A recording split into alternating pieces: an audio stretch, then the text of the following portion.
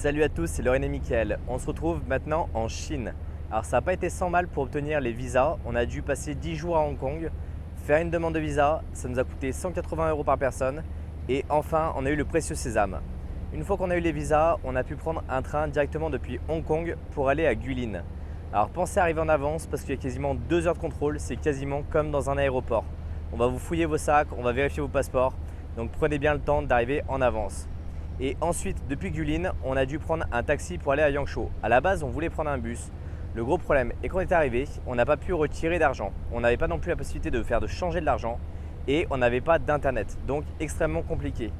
On a trouvé d'abord un premier taxi pour aller retirer du cash directement au sein de la ville de Guilin. Donc ensuite, on a dû prendre un deuxième taxi parce qu'on ne trouvait pas le bon bus pour aller à Yangshuo. Personne ne parle anglais, donc c'était vraiment très compliqué. À partir de là, nous sommes arrivés dans notre hôtel. On n'a pas pu acheter de carte SIM parce que tout était fermé. Et la grande problématique, c'est que quand on se met sur le Wi-Fi, on est bloqué pour aller quasiment sur la majorité des sites. Donc pensez à prendre un VPN parce que sinon c'est compliqué pour accéder à Google Maps, à vos mails, à l'ensemble des services que vous avez l'habitude d'utiliser. Et aujourd'hui, on en profite pour aller se balader directement sur la rivière Li. On a pris un bateau et on va pouvoir profiter de l'ensemble du paysage. C'est vraiment magnifique. Il fait un temps qui est radieux. Il fait assez chaud, moins lourd qu'à Hong Kong, donc c'est quand même beaucoup plus agréable.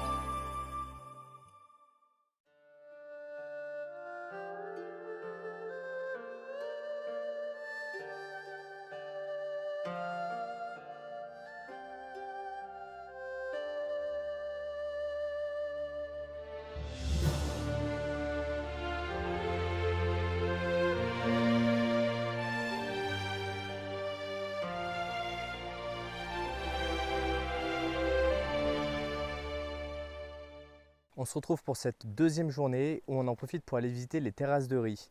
Alors elles sont au nord de Guilin, à quasiment 1 h 30 de voiture. On a eu quelques complications parce qu'aujourd'hui il y a très peu de touristes, donc la majorité des bus ne veulent pas aller en fait à cet endroit-là. On a dû prendre un taxi privé qui nous a coûté 800 yens, 800 yuan la journée, avec bien sûr le fait d'attendre sur place. Alors nous on a mis uniquement 2 heures pour y aller ce matin. Aujourd'hui on en profite pour se balader et visiter les terrasses de riz. C'est vraiment local, très peu de personnes parlent l'anglais, la majorité des personnes parlent le chinois. Dans les 800 yuan qu'on a payé, on a payé également le ticket d'entrée qui était compris dedans, qui nous permet d'aller se balader où on veut sans avoir trop de problématiques.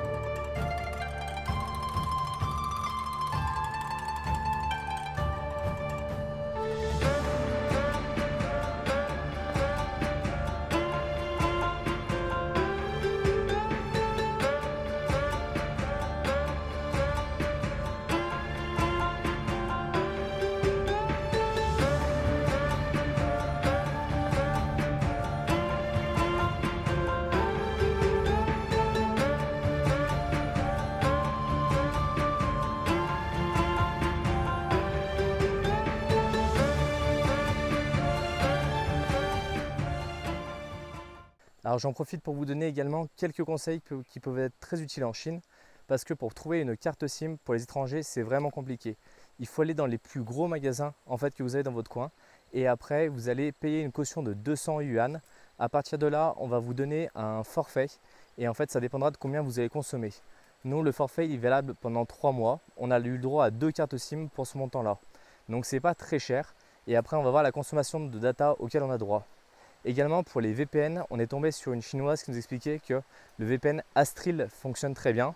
Donc on l'a pris pendant un mois, ça coûte à peu près 36 $ américains et pour l'instant ça a marché. Donc voilà, au moins ça vous donne quelques techniques pour pouvoir avoir accès à Internet, parce que c'est quand même très pratique pour pouvoir se déplacer, pour pouvoir échanger, pour pouvoir traduire avec les différentes personnes et au moins pour pouvoir être un petit peu indépendant. Je vous invite tout de suite à liker et à vous abonner pour ne pas rater la suite de nos aventures en Chine.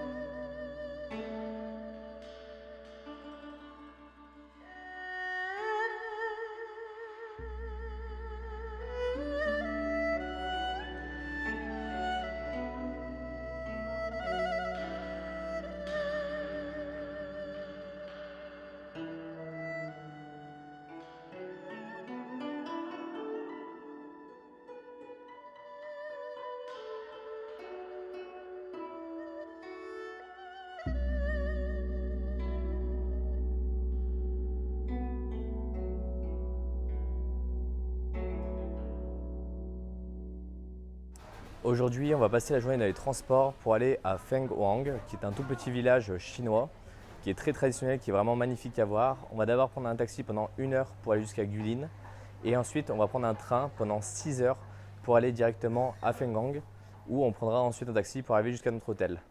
J'espère en tout cas que vous avez aimé cette vidéo, pensez à liker, pensez à vous abonner, et on se retrouve à la prochaine étape de notre voyage en Chine.